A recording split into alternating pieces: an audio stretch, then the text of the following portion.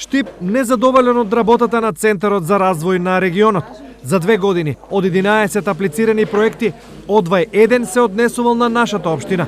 Констатација е на мнозинството и на опозицијата во Штипскиот совет. Ова денес беше констатирано на седница на Штипскиот совет при усвојување на извештајот за работата на Центарот за развој на ИПР, кој пред советниците се пофали со голем број активности.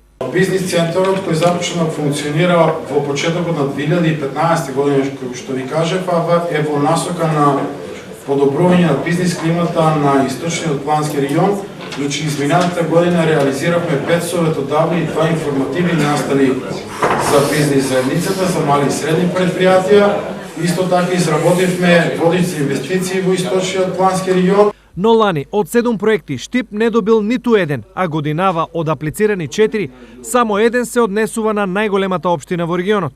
Освен парко на Макфест, кој е еден најбитен ни на нас во општината, највише ни треба, уште од ни фале, оти се друго ни е направено, и мултимедијалниот центар кој што се направи, друго и немаме што да направиме. За прв пат од конституирањето на Советот, со СДСМ се согласи и ВМРО ДПМН.